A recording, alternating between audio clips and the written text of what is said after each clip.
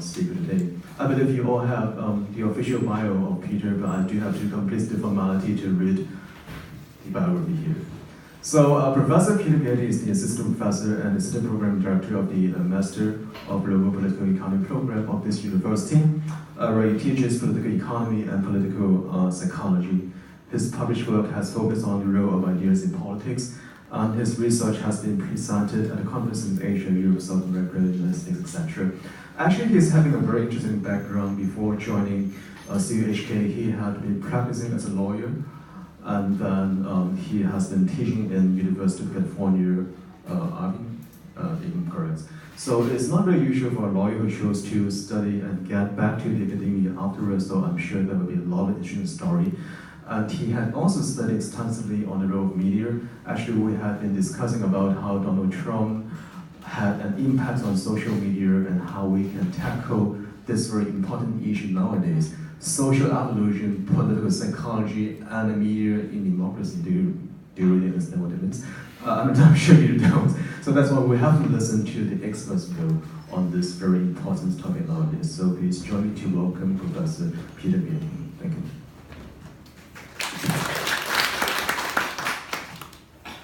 Thank you very much. See if this works, yeah. So yeah, I do have a background in law, so you know that you can trust everything that I say as a lawyer. And I did my PhD in Orange County, California, which all of you probably know is the intellectual capital of the world. So another reason to trust what I have to say. So the image over here is a painting by Carlos Enriquez. I first saw it in the Museum of Fine Arts in Havana, Cuba. And I think it kind of summarizes the argument of the book. You can see in the foreground an emaciated family. And then in the background, you might not be able to see, but there's a little poster with a pig in a top hat, and it just says, vote. And he's kind of making the point that democracy is not just about having the ability to vote. There are other requirements, like having the luxury and time and effort to investigate different candidates, and et cetera, et cetera. So I thought this was a good image to introduce the argument overall. So just to get oriented, recently in political science there was this book that made a bit of a splash in some circles, basically arguing that political science needs to focus on ideas, not just demographic categories. So it had two targets.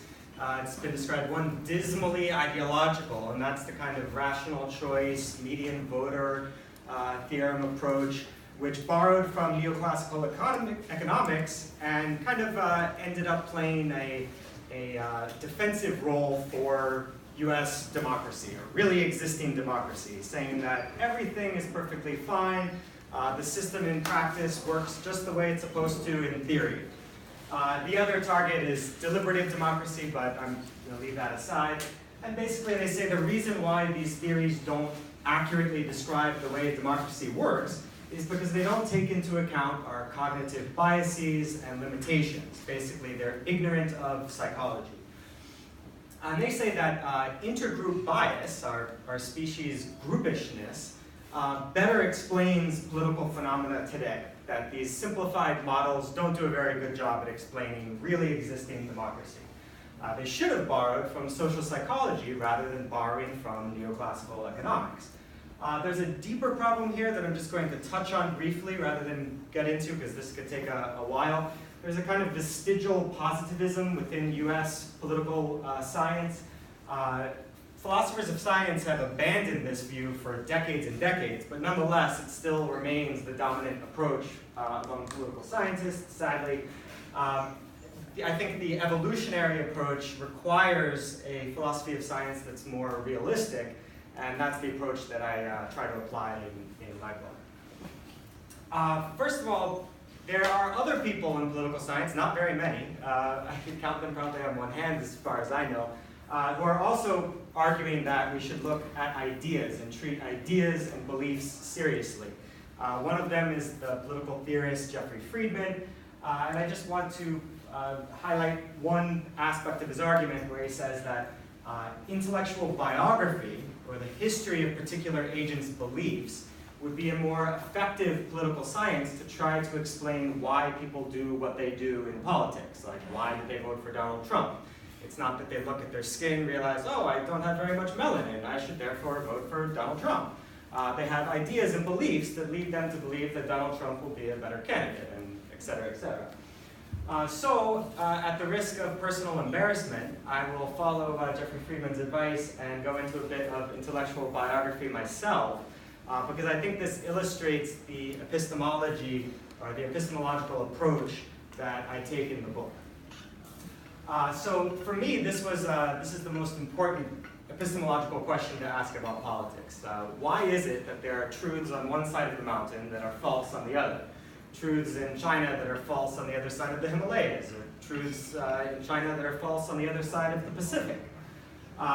So when I started getting interested in politics, the first thing that really did it for me was reading this book, Women, Priests, and Other Fantasies. It might be the first time you've heard of it.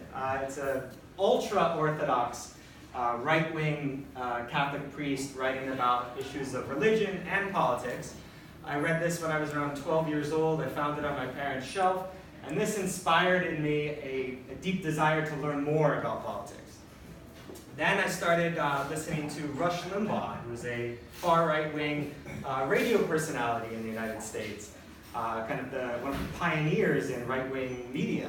This was before Fox News. I found his show very entertaining. It explained the political world to me, and I built up my understanding of politics by listening to his show.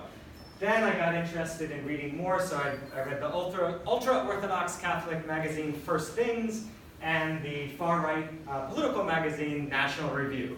And during this time, I built up a political and religious worldview that explained everything that I thought I needed to know about politics and how the world worked. This is a little quote from The Portrait of an Artist as a Young Man. The main character abandons Catholicism, and something similar happened to me. Basically, as James Joyce writes, Catholicism is a very logical and coherent intellectual system. So if one part of it breaks down, the whole thing collapses. And that's sort of what I experienced in my teenage years. There were some logical problems that I had with it. The whole system collapsed. So I had to then go and rebuild from scratch an entirely different worldview.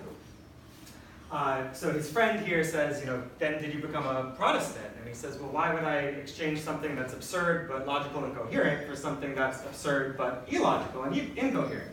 So this kind of reminds me of what I was faced with. I was a conservative. I've abandoned that. Now should I become a liberal? Well, that struck me as also illogical and incoherent because this was around the turn of the millennium. This was when we were experiencing peak market fundamentalism or peak market triumphalism in the US. This was just referred to by Amber Lee Frost in the Columbia Journalism Review as Fukuyamaism. So Fukuyama famously said, we've reached the end of history, there's no more ideological battle anymore. Now it's just about tweaking the capitalist system, and that's the only question that we need to be interested in. Well, perhaps unsurprisingly, that did not really catch my interest, so I didn't really fully become a United States-style liberal. I just had no political ideology for a while. Then, again, random accidents happen. You get introduced to other intellectual influences, and they help shape your resulting worldview. So one random accident was just having a friend in college who introduced me to a left-wing writer you might have heard of, Noam Chomsky, who writes a lot about US foreign policy. And of course, because I had been steeped in far-right ideas and beliefs, I read this book and my first reaction was, this is obviously bullshit. This can't be true. This is insane. The US is, predominantly seeking after more power. No, we care about human rights and democracy. I mean, this is just, you don't even question this in the United States. So what I decided to do is I would read more from that perspective, and then I would go find the people who had comprehensively critiqued it, debunked it, and shown all of the errors in this view. Perhaps sadly, perhaps not, that doesn't exist. Nobody's really done that. I've sought it out for years now. I can't find a single comprehensive critique of this particular view of US foreign policy. If you know of something, please do let me know. I'd love to join the winning team. But until then. So anyway, this is just an example of, I think, what happens to everyone in the development of their ideology. You might not have had your ideology collapse and have to build another one, but some sort of process like this occurred whereby you built over time a narrative that explains the world. So obviously for someone who had his worldview collapse and then have to build another one, I was incredibly interested in this question: why do people believe what they believe about politics? So I tried to see what scientists had done to try to answer this question. So first, the most important thing to start with is an investigation of what information is, because ideas, beliefs, they're all composed of information at the base. So there's three main areas of research that focus on this question: what is information? How did we get so much of it as a species? In terms of technology, why are we here sitting in a room with computers and glass and steel rather than out in the forest around a campfire? And then how do we select the information that we have available to us? So this kind of sets up a view of looking at the realm of ideas as an ecology. And then you have to ask, how does this ecology operate? Just as if you were looking at desert environments. How does that desert ecology operate? What are the main players in this environment? So you can kind of separate the, if you so choose, I thought this was a good way of dividing up the relevant forces in the ecology of information into supply and demand. On the demand side, you have the human mind. What ideas are going to be more attractive to us given features of our psychology? So that would be our evolved psychology, but also our culturally influenced psychology, how the culture that we're born into influences the development of our psychological traits. And then on the supply side, the primary source of political information is the news media. We might also have friends that tell us things about politics, family, etc., schools, but the primary overwhelming source is the news media. So once you set up this theoretical perspective, then the next place to look is the evolutionary history of our species to see what sort of marks it left on our psychology, and then looking at research in social psychology, which particularly focuses on how biases operate to influence the way we process, absorb, and recall information. Then between the demand side and the supply side, you have the question of does what's available in the supply, in the news media, actually get into our brains? That is, does the news media actually affect the way we believe about what we believe about politics? To some people, especially media researchers in Brazil who have experience with the dictatorship that controlled the media there, there's not much questioning there. In the US, this is an open question, so I went into the research on media effects.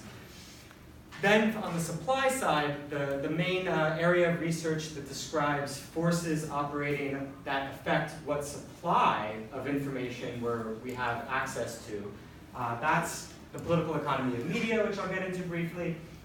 And then lastly, comparative media studies that looks at how differences in media systems around the world influence people differentially. How a system with some features have these effects on public opinion, and systems with other features have other effects on public opinion. So one first interesting question, I put this in very scary font. This is from Robert Dahl. He's not actually arguing this, but he's bringing this up as a possibility. He's saying that if elites in a system can plug in their preferences to that system and then get out of that system what they want, then plebiscitary democracy, democracy with voting, is substantially equivalent to the model of totalitarian rule.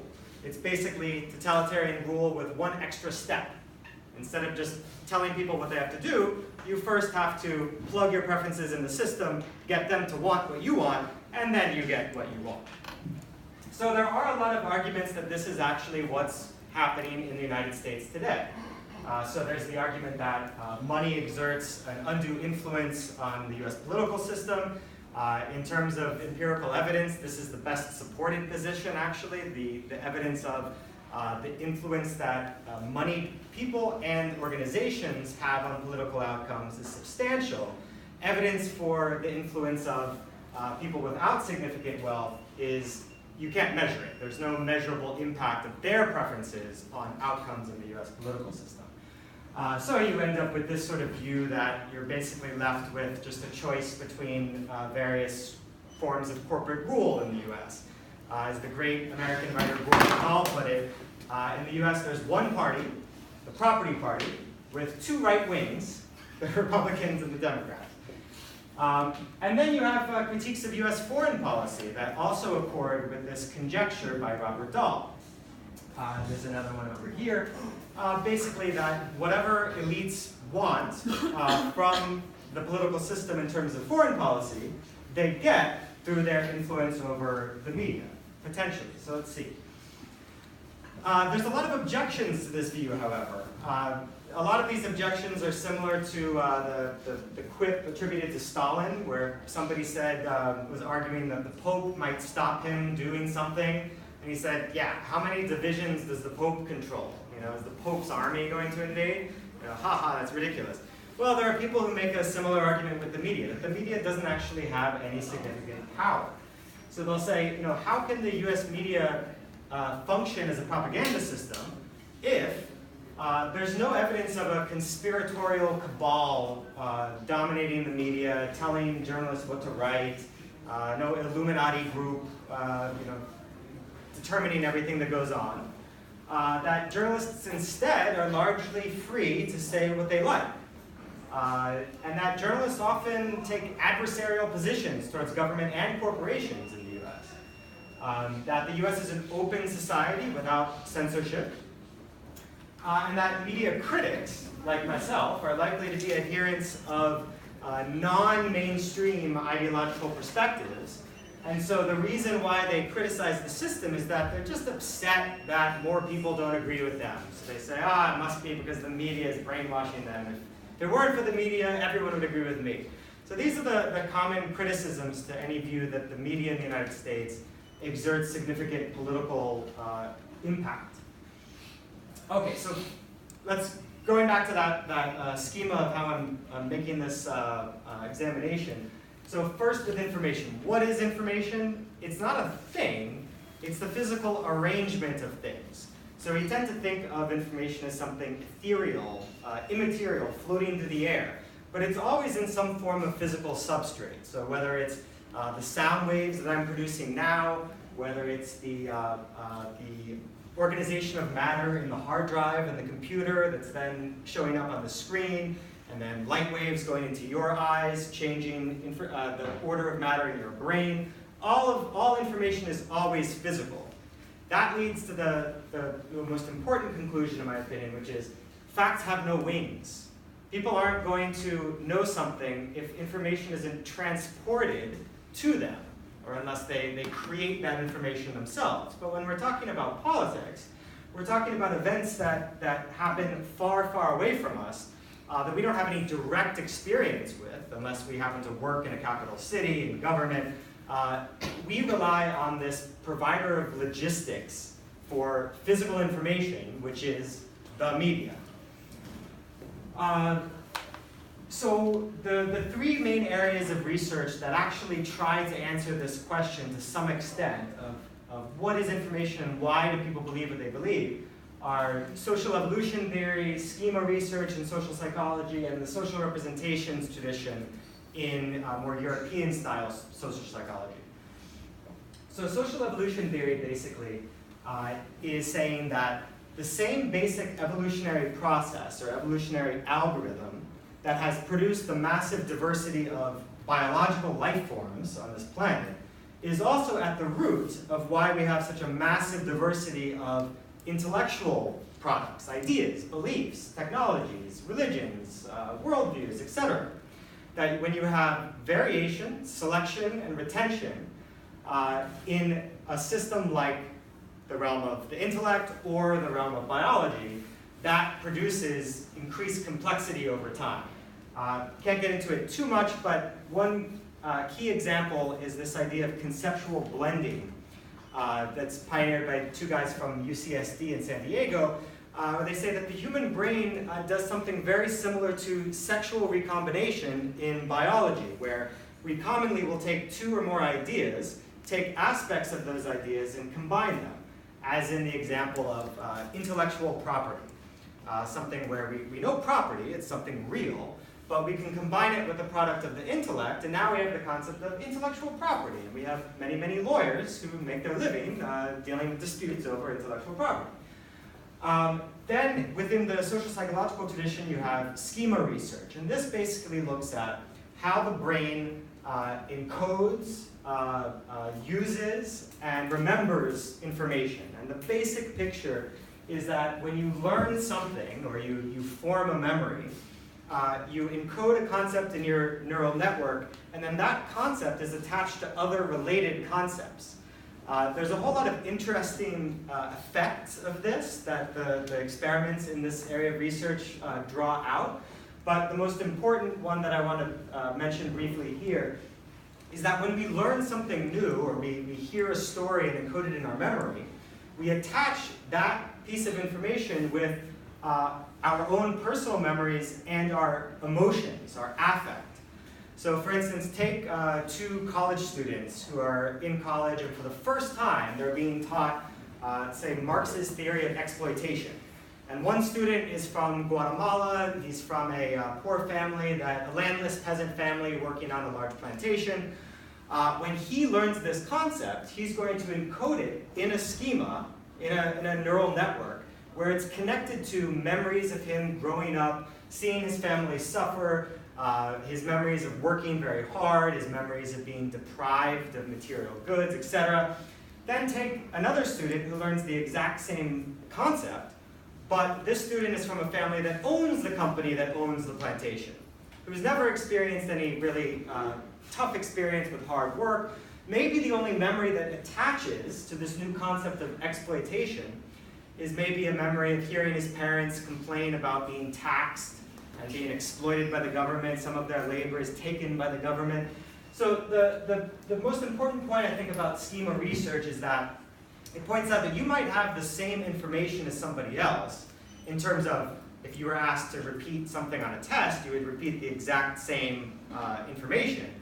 But the embodied information, the way it's actually stored in your brain, is fundamentally different because it's attached to the neural network to memories, idiosyncratic memories, memories only you have, and feelings that you have. So this gets to the root of some of the political disputes that people have, where even if they have the same information, the affect side of that encoding of the information can be an impediment. And then lastly, social representations research basically tries to answer precisely that question. Why do people believe what they believe? It looks at how ideas spread throughout a population and how, as they spread, they change and mutate. The beginning of this tradition really looked a lot at the media and how different types of media outlets would disseminate information in different ways, resulting in very different ideas ending up in people's heads throughout the population. Their example was psychoanalysis, but people since then have focused on many other topics. So I think I'm trying to condense a whole lot of theory into just a very short amount of time. So I'm going to try to use this metaphor. Hopefully it'll work. So take a constellation. A constellation is just a bunch of stars, and then we draw an imaginary line between the stars, and then we create some kind of figure. Well, imagine that each of these stars is a piece of information, a fact, a belief, an idea. And then the line that we draw, the imaginary line of the constellation, is like the narrative, the way that we combine all of these facts and these ideas into an explanatory narrative or an ideology that makes sense of all of these facts. Now remember, this analogy doesn't work perfectly because each of those stars is not the same. We might look up in the sky and see the same stars, but the ideas in our two heads, even if they might seem the same, are going to be different because the way that they're encoded and connected with our own memories and states of affect, emotion. But it's even worse than that when it comes to communicating with someone who has a different political ideology, because we're not always looking at the same set of stars. People of different political persuasions most often have drastically different sets of information that they then organize into an explanatory narrative. So it's like one person looking up at a clear sky, having a bunch of facts that they organize into a narrative, and then someone else looking up into a cloudy sky where some of those stars are occluded or hidden behind the clouds. They just don't have the basic informational building blocks, and so it becomes very difficult to carry on a productive conversation with them. I like this view because I think it challenges what I think is our sort of implicit, unexamined view of how we came to believe what we believe today. I think implicitly, even if we don't think about this explicitly, we kind of view ourselves as existing on top of an intellectual Mount Olympus, where we survey all the ideas in existence, and then we pick the best ones, and we adopt them as our own beliefs, and then all of the bad, stupid ideas we just leave out there because we saw them, we examined them, but we decided that they weren't good, so we're not going to adopt them. This perspective kind of forces us to think about all of the arbitrary accidents that were involved in the development of our current beliefs, and also all of the accidents that were involved in the development of other people's beliefs, and hopefully might help debates and arguments be a little more productive. So evolution, the first place to look on the demand side is our brains. And within some evolutionary psychology, they have this kind of outdated view of what early Homo sapiens was like. So this is from a bar in Tijuana, Mexico. This is the logo of the bar, but I think it kind of summarizes the view of some people where they say that, oh, prehistoric Homo sapiens was a very violent, nasty bunch. You had these alpha males that would dominate the women and dominate other men, and we were just in this competitive, as Hobbes put it, nature red in tooth and claw, life was nasty, brutish, and short. But if you notice here, the male is very, very much bigger than the female. The level of sexual dimorphism in Homo sapiens, that is the difference in size between males and females, is actually much more similar to the bonobo, our closest relative. The reason why sexual dimorphism is important is because it indicates the extent to which we had a long history of either hierarchical social organization with high degrees of sexual dimorphism, like the chimpanzee, or low degrees of hierarchy, which is reflected in low degrees of sexual dimorphism. If you don't have as hierarchical and competitive a society, males don't need to be as big so they can beat up other males. But there's many examples. I can't go into all of the evidence. I'm just going to use the ones that are the most easy to explain visually. So how are we different from our primate relatives in this regard? Well, we have highly visible whites of our eyes. So we're constantly telling other people where we're looking. I can see all the way over there. I can tell where somebody is looking. Now, if we were mostly in competitive social situations, we probably wouldn't have evolved this way of advertising our gaze. Instead, this is one piece of many pieces of evidence indicating that what differentiates our species from our primate relatives is that we had a long period of highly cooperative social environments, and this is just one piece among many. Oh, whoops. I meant to introduce that. You probably wouldn't guess that if you were all hooked up to fMRIs, that your reaction to the following picture would better predict your political ideology than knowing the political ideology of your parents. But that's what research in the US and Europe has found, that your reaction to these disgusting pictures is a better predictor of your political ideology than even your parents' ideology, which is kind of crazy. I'll go into why, but this is just the tip of the iceberg of what I call elective affinity research. It's basically about correlations between psychological traits and political ideology, and it's quite striking. Just to kind of summarize and kind of skip past all of that, the end picture you get after looking at research on these correlations between psychological traits and political ideology is that we have, this picture is from Atlas Shrugged. You might not know of Ayn Rand here, lucky you, but in the US she's very popular, so everybody knows this. This is kind of a classic example of arguing that selfishness is a virtue and selfishness is great. This is Atlas, the proud capitalist, saying, I'm not going to participate anymore, I'm going to go on strike, and you guys can figure it out. So this kind of represents our sort of simian heritage, where we existed many, many millions of years ago in societies kind of like those of chimpanzees today. Competitive. You'd have alpha males trying to bully. You'll have alpha females trying to gain dominance.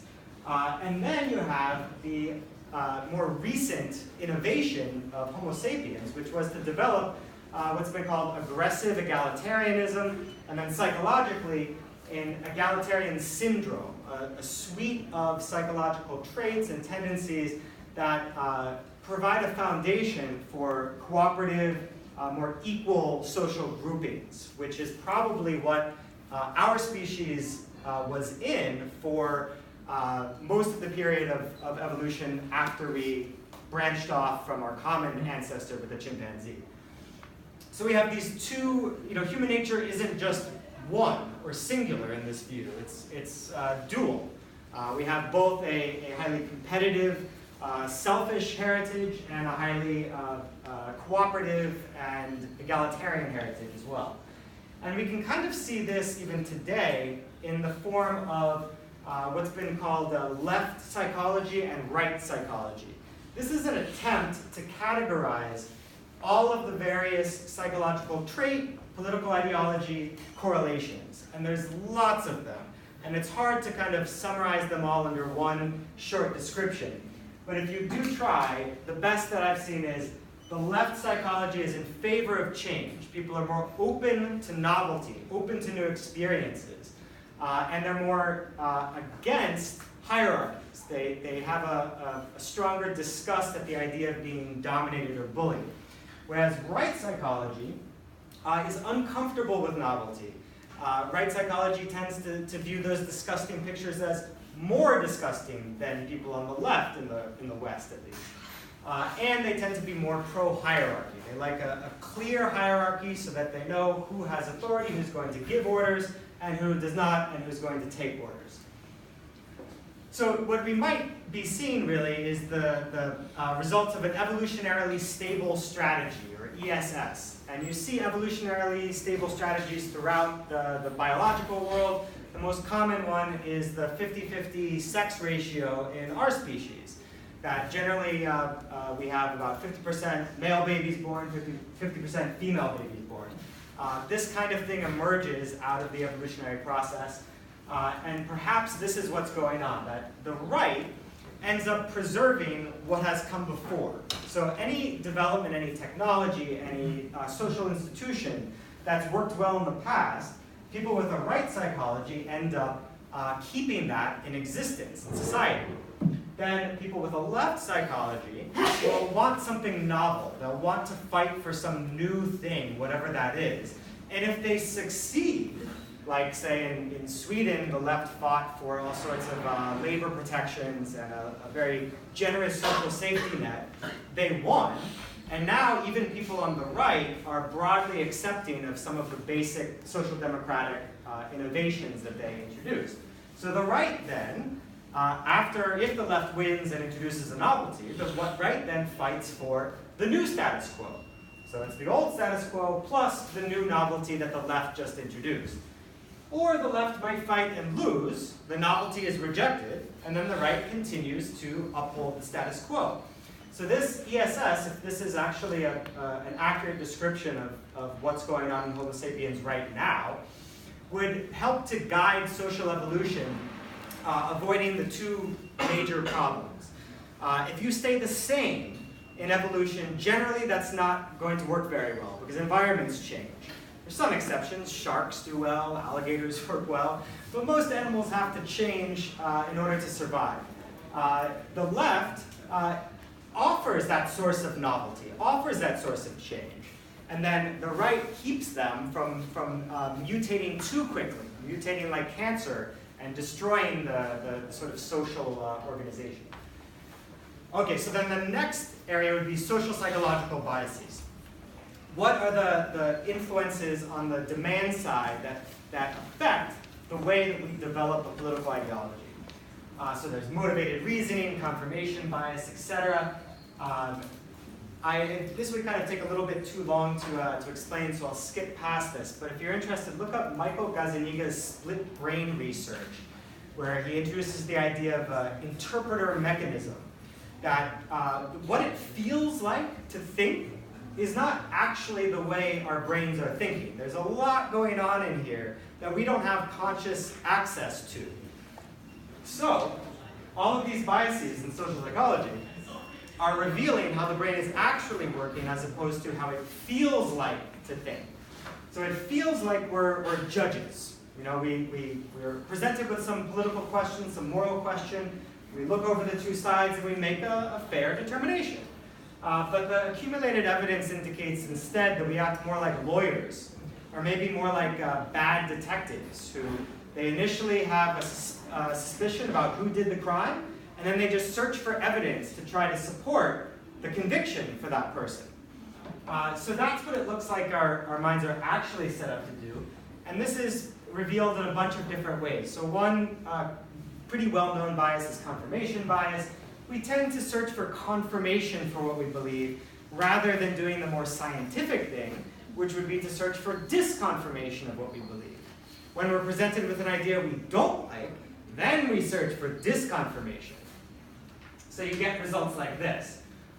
You can easily ignore lots of evidence that goes against your beliefs, but then as soon as you see something that supports your beliefs, you're more likely to accept that and embrace that. Then we have groupishness, or in-group bias. And I think this cartoon sums it up very well in how this particular social psychological bias affects our political beliefs or political ideology. We're very easy to form groups, and once we've formed a group, it's very easy for us to act preferentially towards group members, and then sometimes act with prejudice to out-group members. And this is a very common, this is just pervasive in politics, whether it's nationality, nationalism, patriotism, or partisanship. My ideological team versus your ideological team. This is particularly evident in the case of foreign policy, because whenever, particularly in the US, when wars are covered, the other side, the out-group, isn't given the same type of coverage and attention as the in-group is. So instead of trying to counteract in-group bias, media presentations often exacerbate in-group bias. One example of something that's similar to in-group bias, and it's related, but it's also related to self-deception and problems in memory. So this was a 2013 survey of people in the United Kingdom, asking them to guess how many civilians had died as a result of the Iraq War. As you can see, the plurality chose less than 5,000 people. Now, the scientific estimates range from over 1 million in the Lancet's epidemiological study, about 500,000 in the PLOS medicine study, or over 200,000 just by counting the media reports of people dying by violence. So these reports did appear in the media. They were available. You could argue, though, that they weren't given enough prominence. There wasn't enough attention given to these reports. Well, that's certainly plausible. Another thing that's going on is in-group bias. I don't like to feel bad about my group. My group, British people, were involved in this war. We're partially responsible. Ooh, I don't like that feeling. It also is related to problems with memory. Oftentimes, things that make us feel bad are relegated to inaccessible memory, so that then when we're asked for our estimate of how many people died, it might be something that we heard, but we can't access it, so we guess on the very, very low end. There's also belief persistence. When a belief that we've had has been disproven, nonetheless, we continue to believe it. And this has been illustrated, I think, most clearly in this brilliant little experiment. So they gave two groups of people a case study that supposedly proved that risk-taking firefighters are the best firefighters. One group, they asked to write down their thoughts about why this relationship is true. So they started, okay, well, maybe they make quicker decisions. So they enter burning buildings faster and save more people. They're less fearful. And then they might say, well, if they're a real risk taker, maybe they don't get married, so they work more hours, or they drive faster and they get to the fire and they put it out better. Then these people were told, oh, whoops, that case study we gave you, totally fake. There's no relationship whatsoever between risk-taking and being a good firefighter. And what they found is the people that were not asked to elaborate why this relationship was true, they were able to correctly remember that there's no relationship between risk-taking and firefighting. But the people who had created this whole schematic structure in their brains explaining why this relationship was true, well, they could just cut out that part of the schema. Oh, that's false. I know that now. But they had this whole other elaborated schema that is not so easy to get rid of. And this is certainly the case with the development of political beliefs, which are encoded in dense networks that are related to each other. And so you might learn that, oh, you know what, there were no weapons of mass destruction in Iraq, but I have another reason why we should have invaded. We were bringing democracy. So it's very hard to get rid of political beliefs once they're already in your head and very elaborated. Then we have system justification. Basically, when people's economic or political systems are threatened, they tend to respond defensively by justifying that system, by reacting harshly to criticism. So this is kind of like the Stockholm syndrome, where people were taken hostage in a bank and they started to develop positive feelings towards their hostage takers. But overall, we just have a feature that's been called cognitive conservatism. Once we have ideas encoded in schematic structures in our brain, it's really hard to get rid of them. So the transition between the supply side and the demand side. So there are some people that argue, like in this book, that political beliefs are somehow just formed endogenously, entirely in our own heads. How? I have no idea. But the idea is that we just have our ideology, it comes from somewhere, and then we demand from the supply, from the news media, a source that is congenial to our beliefs. So people who are right-wingers in the US, they demand this from the media system, and then they get Fox News. Yes, now I can watch Fox News, great. Because I already had these beliefs, and now I can confirm them. Or if you're on the liberal side, MSNBC pops out of the supply side. Oh, great. Now my beliefs that I already had can be confirmed. However, media effects research is very clear on this. There's a massive amount of evidence that the media affects what we believe. Certainly there's some connection the other way around, that we demand something that's in accord with our beliefs. But there's undeniable evidence that the media shapes, at least partially, our political beliefs. So one area of research is cultivation theory, where they just look at differences between people who watch a lot of television and people who watch a little television. And they find all sorts of interesting differences, from how dangerous they think the world is. You can probably guess which group of people thinks the world's more dangerous. Down to being misinformed about the Gulf War, down to supporting military intervention versus being less supportive, gender stereotyping versus less gender stereotyping, etc. TV has a measurable impact in the US.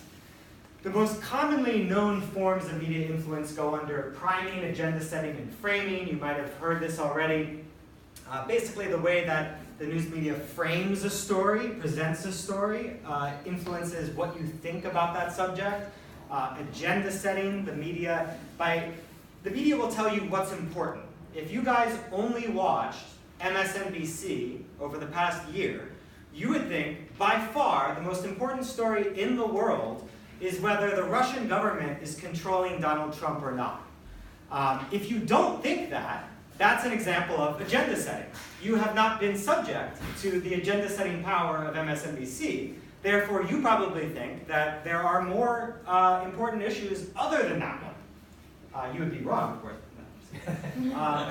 Then there's priming the ability of the media to focus attention on some things rather than others, like George W. Bush. Focus on what a nice guy he is and how much you'd want to have a beer with him, rather than perhaps his foreign policy beliefs or his lack of foreign policy beliefs. What the media focuses on can get us to focus on the same thing. Then there's just direct influence. This is from a private research firm, Media Tenor. They've done really interesting research on this, just showing how trends in media coverage influence trends in public opinion. There have been very recent studies showing how the introduction of Fox News into some markets in the US influenced voting decisions and public opinion in those markets. There's another study that shows how the position of Fox News on the dial. So if Fox News is low on the dial, it influences more of an effect. If it's high on the dial, it's less, because people who are just flipping through the channels are more likely to see Fox if it's channel 3 or 4 versus if it's channel 280. But there's also evidence of media influence through omission, what the media doesn't show, the ideological perspectives that aren't found in the media system. And that I'll get to in just a second. So the theory of democracy is it's supposed to work something like this. You have the people, all of the people. They debate freely in the public sphere. That forms public opinion, also in conversation with elected representatives, and elected representatives also debate in the public sphere. And this is how democracy basically is supposed to work. But when you have a mediatized public sphere dominated by media companies, you can have a perversion of this basic process, and I'll get into that. Basically, I'm going to start the story, just skip past all of this, and go straight to newspapers. Although I'll then jump over to radio and television. But remember, facts don't have wings. Information is physical. We've always had to transport physical bits of information. These are the technologies that over time we've used to do that. So the first public sphere was a bunch of salons and coffee shops where a bunch of Europeans could get together and read their newspapers and their books, debate politics, and this is where the Enlightenment idea of democracy being a workable system comes from. Today, that public sphere has been dominated by television primarily, which is it's a one-way form of communication. There's not a lot of debate. Although now that might be changing a little bit with the internet, but it's a little too soon to tell. Still, traditional media companies dominate on the internet. Although the internet changes very quickly, it could very well evolve into something like the traditional public sphere. But in the United States, media consolidation means that 90% of the most commonly viewed media outlets are owned by just 6 companies, which has some political economic effects. I'll just point out Stanley Ingber, a great legal scholar, said, yeah, everyone has the right to free speech, but what use of that right, what use is that right if you have no means of speaking? Yeah, you can go into a park and try to scream at people about your ideas, but today you can't compete with television or radio. It's not the same public sphere that we used to have. Then there's the neoclassical way of doing political economy of media, making simplified models and then drawing conclusions from them.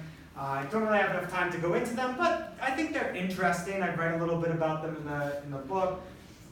The conclusions, though, is that what the news media produces today is a public good. It's non-rivalrous. My consumption of the New York Times webpage doesn't affect your consumption of the New York Times webpage. The marginal cost of supplying that is next to 0. It's the electricity to run the server to send that info to my computer and your computer.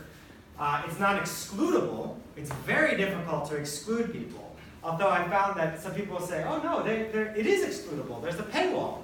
And I'll just be like, oh, you guys don't know how to get it around? Okay, never mind. But there's always a way of getting around the paywalls. So basically what you have is a market failure where instead of producing the optimal output in terms of political information, debate, and competing perspectives, the market doesn't supply those willing to pay the marginal cost, which is basically nothing. and it doesn't reward the producers of news for the total social value of what they produce, which also brings us to the economic troubles of the news media in the US, at least the print media. As an example of the fact that information is a public good, you can, unfortunately my book was priced for academic libraries, so it's ridiculously expensive. I also have a self-published earlier version that's much, much longer and isn't edited, so you can get that. But you can also just download it for free on the internet, because somebody that I sent the electronic copies to uploaded it to the internet. This is what I mean by information being a public good. You can't really control it. So you can just download it for free there if you like reading it electronically. Then effects of, some political economic effects of the media system. So you have commercial pressure. You can't displease advertisers. You need to be worried about that. Also, you couldn't take it. You can see that at the very bottom.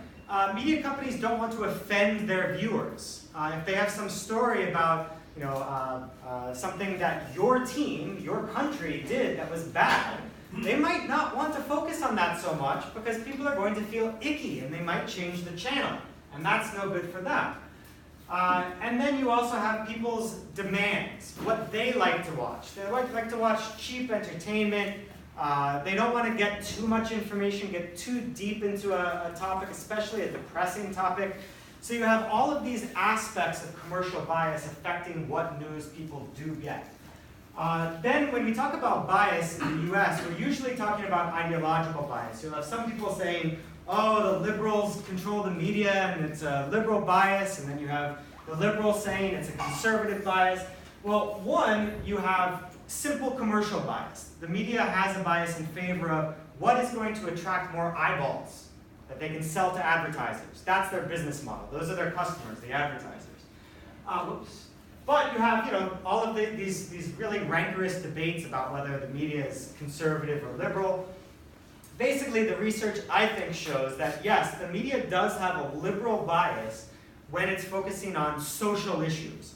So in this case, a Christian NFL player is kind of disliked, but a gay NBA player is kind of liked by the media. The reasons for that, even the reasons here are partially commercial. The media particularly wants women and young people to advertise to, because women make most household purchasing decisions, and because young people are viewed as capable of developing lifelong brand loyalties. Women and young people in the United States tend to be more liberal. So that's another part of the reason, in addition to journalists' own beliefs, that is behind the liberal bias on social issues. However, when it comes to foreign policy, there's a clear conservative bias or pro-imperial bias in US media coverage, as illustrated here. And on economic issues, there's also a clear conservative bias. It's rather interesting to see people arguing for liberal or conservative bias because they almost always talk past each other. They don't realize or seem to realize that in the liberal bias, there's good evidence on social issues. On economics and foreign policy, there's good evidence for a conservative bias. Then there's the propaganda model, the size, ownership, and profit orientation of firms. I've talked about that a little bit already. The influence exerted by advertisers. Source bias is an often overlooked force of influence in the political economy of media, where you want to get authoritative sources, so you prefer going to the government. Also, the government will subsidize your information gathering. How? By organizing press conferences. So instead of you having to traipse all over the world or the city trying to collect information, you can just sit in a nice air-conditioned conference room and then write down what the government spokesperson says. This is an often overlooked form of political economic bias. Then there's FLAC, basically pressure groups trying to pressure the media into focusing less on one issue and more on another issue. And then you have the ideology of journalists and media owners themselves. Surveys of journalists in the United States have found that they lean to the liberal side on social issues and to the conservative side on economic issues. And lastly, you've got occasional direct government influence. I think most infamously in the case of the New York Times reporting on weapons of mass destruction, where government officials would feed a journalist for the Times false information, and then the Times would get to run this propaganda story. The church committee hearings in the 1970s revealed a wide network of relationships between the CIA and basically every single top media outlet in the United States. We haven't had a church committee for quite a while, so we don't know what it looks like now, but it's not exactly crazy to extrapolate and guess at what it might be. The news media in the United States is in trouble. Trump has helped the failing New York Times. Their subscriptions have gone up by 60%, so maybe they're not so failing anymore. But this is a problem. I'll skip past this for now. The conclusions, basically looking at the supply side, are the news media is the most important force in the ecology of information, and there are very clear pressures keeping some perspectives, some arguments, some pieces of information out of the supply. And that's really where media influence comes in the United States at least. Primarily the ideas that are favored are either those ideas that are attractive to or already held by people with power. On the margins, women and young people in terms of that marginal power as consumers, but much more importantly, from advertiser influence by source bias, etc. So quickly, in comparing media systems, you look around the world at media systems in different countries, and you see that you have this constant tension between what I think Raymond Williams calls pap and propaganda. So pap is just fluff, junk. That's the problem in commercialized media systems, that you'd rather have stories about puppies and sports stars rather than real important information about politics. And then propaganda, state media being controlled as to what they can and can't portray. There's been a lot of studies comparing the effects of different types of media systems around the world. The conclusions are pretty clear across the board. Public service media systems where a well-funded, government-funded public service media exists and has a large market share, tend to have more knowledgeable populations. There tend to be less or smaller knowledge gaps between ethnicities and income groups and educational groups. Basically, what you tend to see is that because they're not subject to commercial pressure, their journalists do a better job at informing the public. Key here is having de jure independence from the government. So if you have legal, in most country studies, if you have legal independence from government, that ends up producing de facto independence from government, or effective independence from government. There are exceptions, but that's the general trend. So it seems like the ideal media system would be one in which a public service media forms the core, and that then influences even the private commercial media.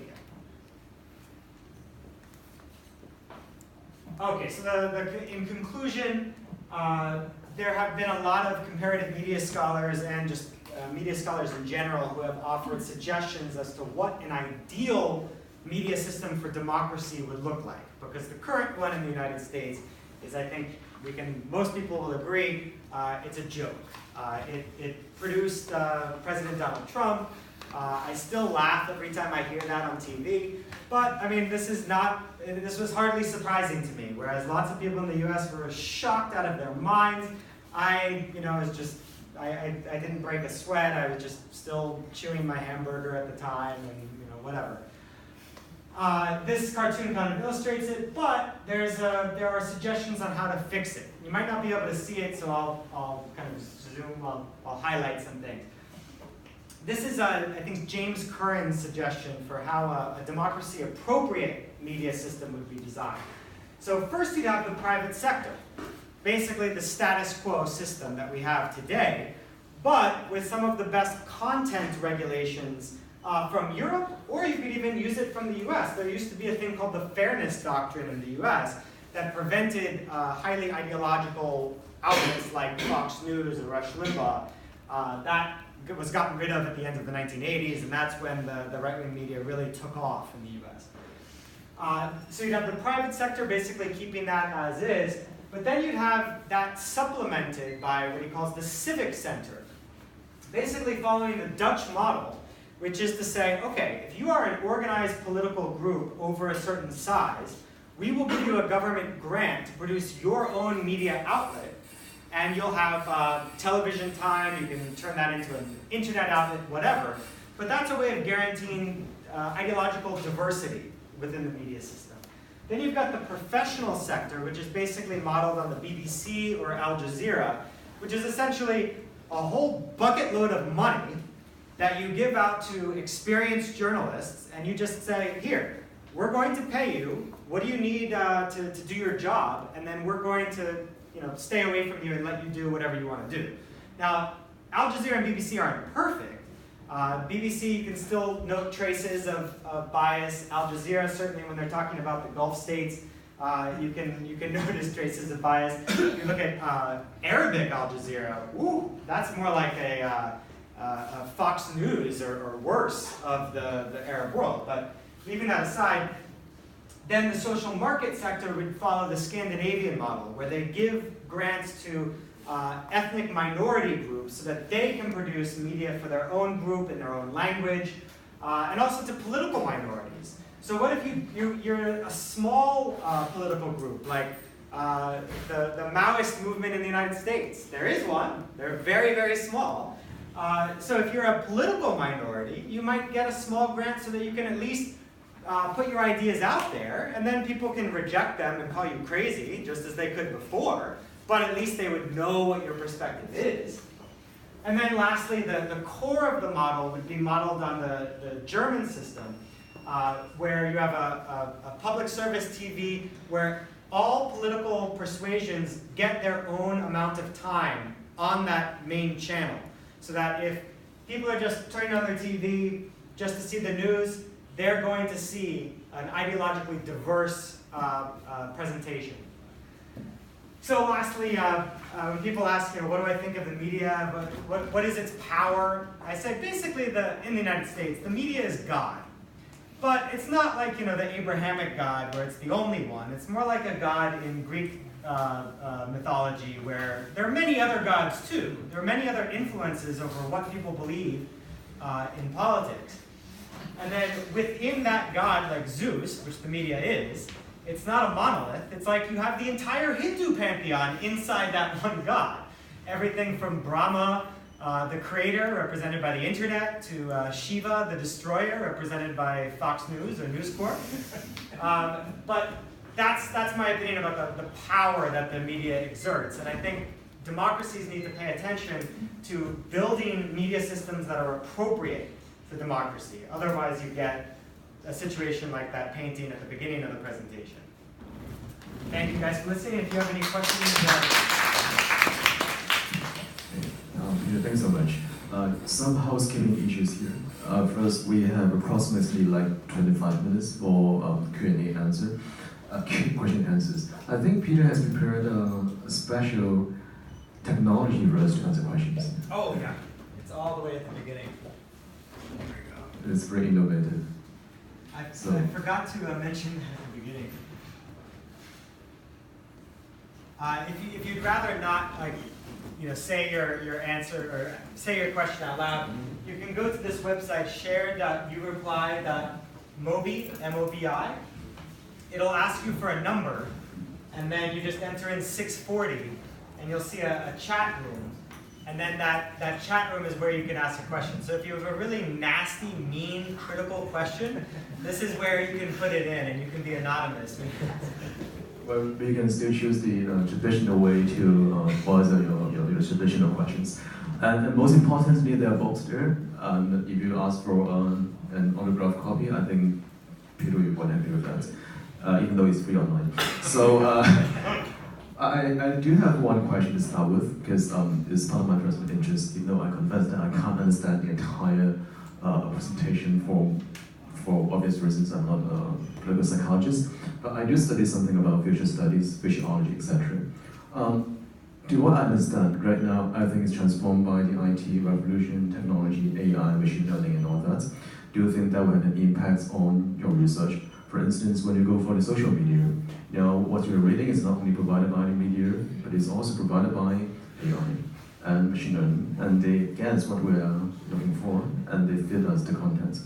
So that might have transformed the entire logic of the evolution between political psychology, human nature, biology, and media and all that. So how would you evaluate the impact of technology on the entire setting?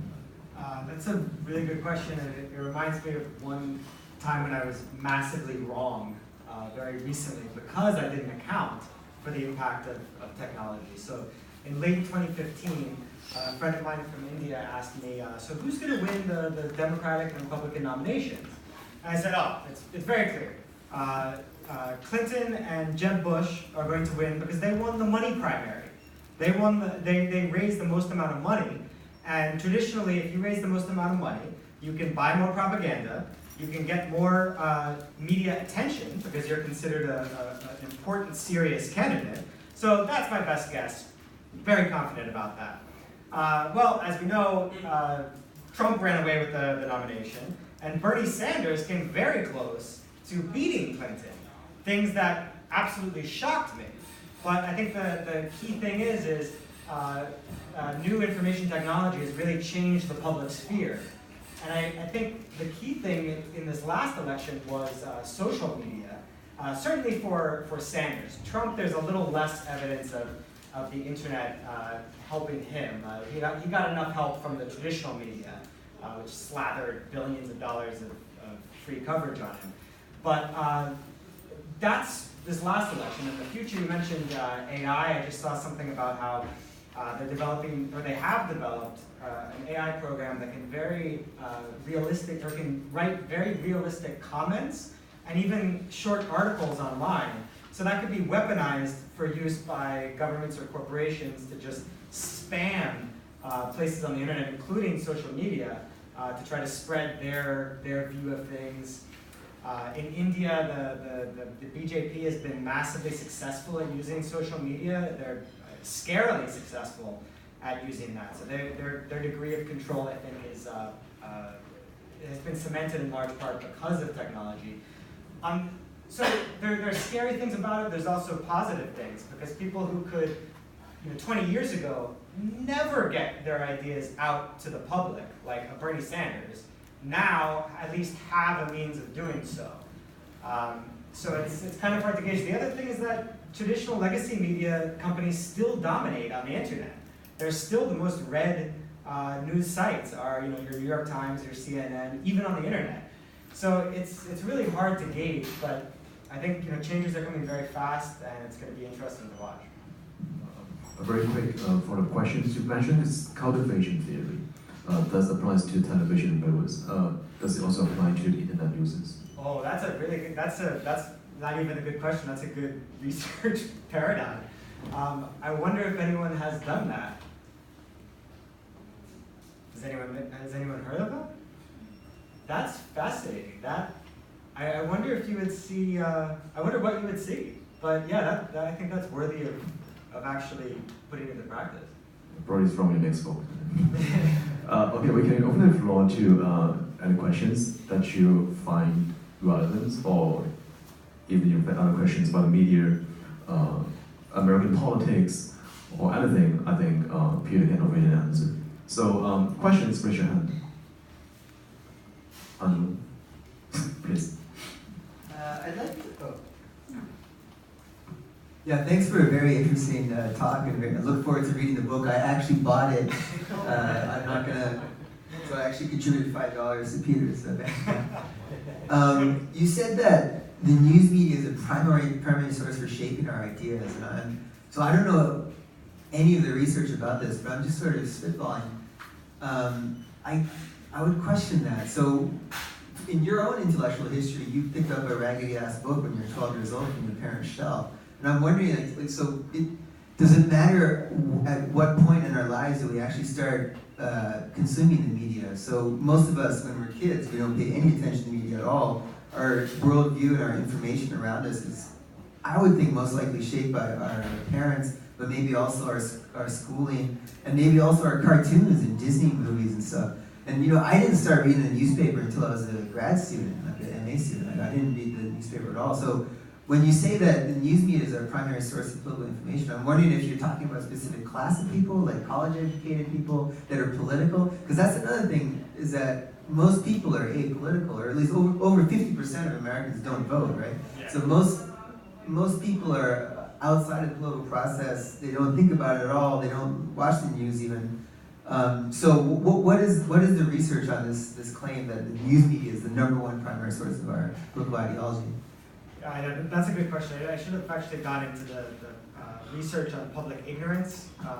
You know, as you said, the level of political information in the U.S. is laughable. My favorite piece of that research is that about 1/3 of people in the U.S. think that the communist tenet of from each according to his ability to each according to his need is actually in the United States Constitution. 1 out of 3 people believe that. So anyway, that's my favorite example. But yeah, I would say it's not so much the class of people as the class of information. So anything that's about what's going on in Congress today, what laws are being proposed, what are the politicians, the candidates that are thinking about running, unless you live near a capital city or somehow can see it with your own eyes and hear it with your own ears, that information is only going to get to you in some mediated form. Now, you might not actually read the news or watch TV news, but the source of that information is ultimately going to be from news media. You might have a conversation with your parents or your friends, your teacher might tell you something, but the only way that physical piece of information got from Washington, D.C.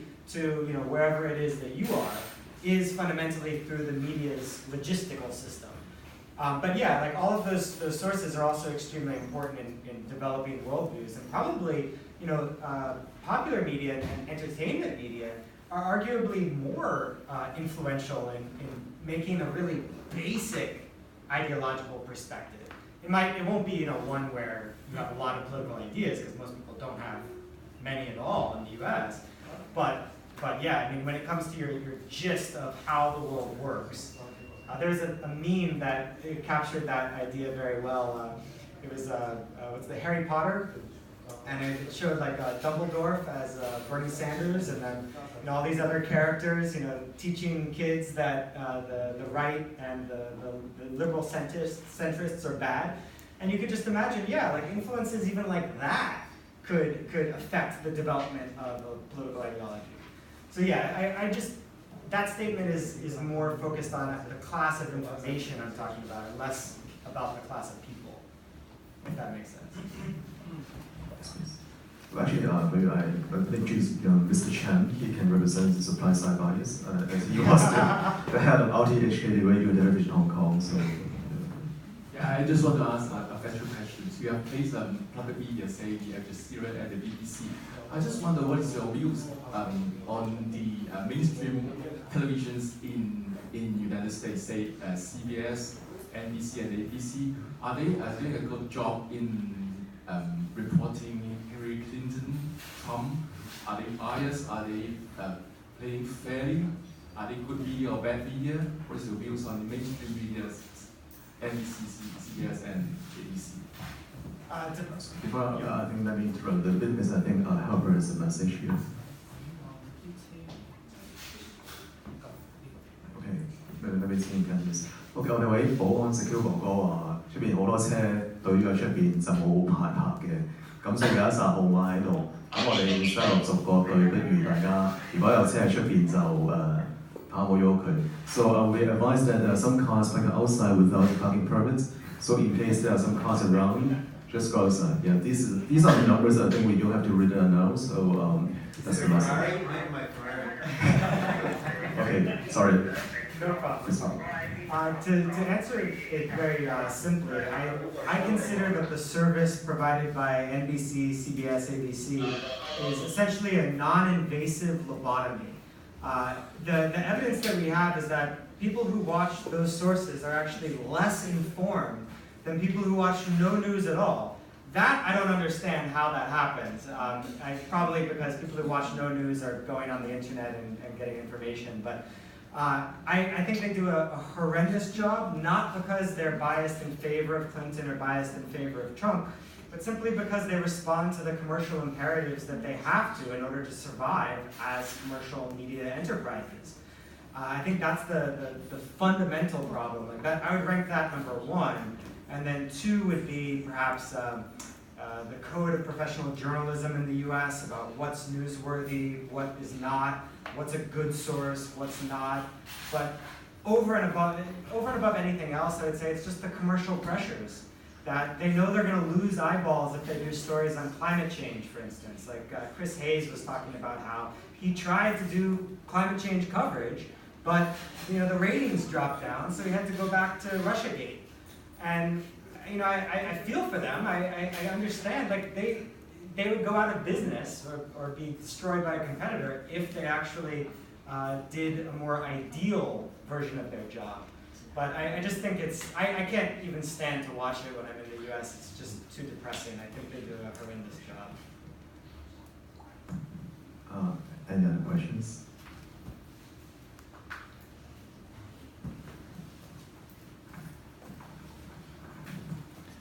That's not to say anything about Yeah, the local. I just have a question about the media, the technical media, nowadays in modern days. When I was a kid, 4 or 5 kids, I got my first TV and I watched it something like 5 to 6 hours each day. But nowadays, the world has turned upside down. The time I spend on WeChat, on WhatsApp, is much more than the TV time. I get my TV off all the day. I didn't turn it on. Maybe I turn it on just once a week or something like that. So the term public media nowadays may be different. So what I am in contact with daily is the WhatsApp group. Together with you, maybe the WhatsApp group together with you. Then the information I got is not is just from a friend's group or some kind of social group I can approach. It's not from the media group.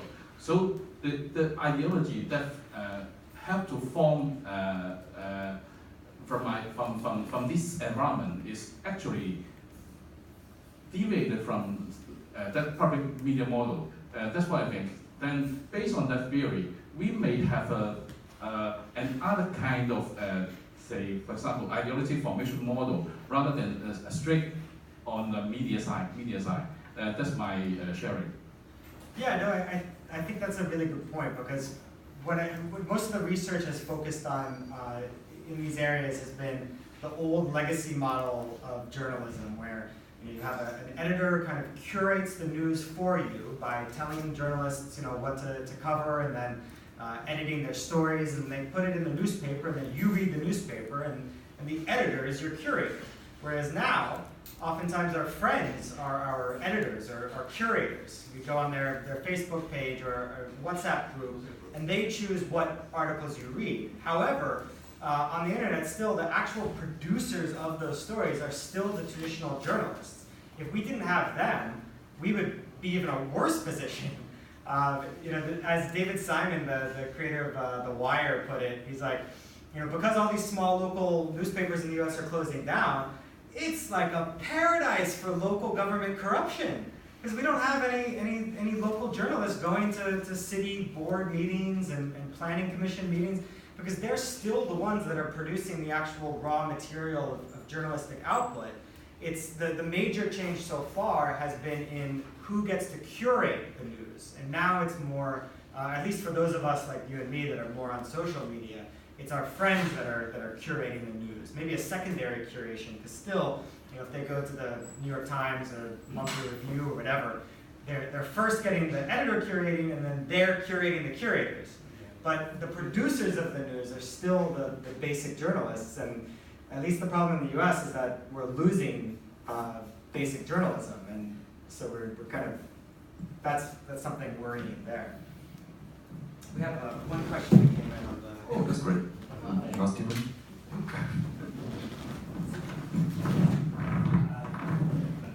Okay, well, anonymous. What can we do now to fix the media now to let them get closer to the ideal one? Well, I really like that proposal by James Curran of creating a very pluralistic media system. But it's funny because, you know, when I combine that question with your question, I'm reminded that, you know, all of these proposals were really talking about the old legacy system where people, you know, just looked at newspapers, TV, radio, and not so much on the internet. But I think that, you know, what this proposal offers is how to finance the production of news. Right now, we're losing money that goes into the production of news, paying journalists to actually go do the hard work. So if we had a system like, you know, James Curran's suggested system, we would at least have the product put out there, and then perhaps they wouldn't be disseminated in the same traditional way of in a newspaper, on TV, on radio, but, you know, they would still get disseminated, this time instead through social media, or WhatsApp group, your Facebook, your Twitter, what have you. But the key thing about this proposal and similar proposals like this is, there was an article in the Columbia Journalism Review, they called it the Uncle Sam solution, that we need the government to step in and open its pocketbook because traditional revenue sources for media in the US are drying up, and we have to pay journalists. So in terms of fixing the media system, I would say, you know, that proposed pluralistic model of many different kinds of government funding, as long as there's robust democratic control over the government's funding of the media. I kind of lean towards a more Republican system as opposed to just purely democratic where you can have tyranny of the majority situations happening. A more Republican system where you have, say, like a board of governors where a slight majority are elected by journalists themselves and then the rest of the board is elected by the general public. Something like that. Those are the ideas that I found most persuasive. And these aren't my ideas, I'm just taking them from other people and putting them together. Thank you so much. Do you have other questions? Okay, I think this is the final one. Yeah. Well, thank you. I would like to know, do you think whether it's possible for individuals to develop unbiased political view since media have such strong influence on their political view? Short answer, no, because I don't know what is unbiased. Like, bias in the sense is basically just describing how our brains operate, that we tend to act like snowballs going down a mountain, you know, just accumulating more and more information around the core. So I don't know where the objective position is that we can then compare other people's ideologies and then say, oh, well, there's a big gap between objective truth and your biased opinion, so therefore we know that you're biased. I just don't see any way out of that. So what I would argue for instead is just the greatest degree of pluralism and debate, so that, you know, we're all going to have some form of bias, but at least if we're constantly exposed to arguments that attack our bias, that go against confirmation bias, that go against in-group bias, that try to fight against these psychological tendencies, I think that's the closest we're going to get to being unbiased. But I just don't know of how we could define what the objective, you know, unbiased truth position is that we could then measure anything else against. Okay, thank you so much. I think if, due to the time constraint, I think we better close the floor. If you're interested to learn further from this topic, come to take the MGP class. Still available. So thank you so much, Professor Peter Getty, for the very interesting sharing. I think we are all looking forward to reading your book. Thank you so much. Thank you.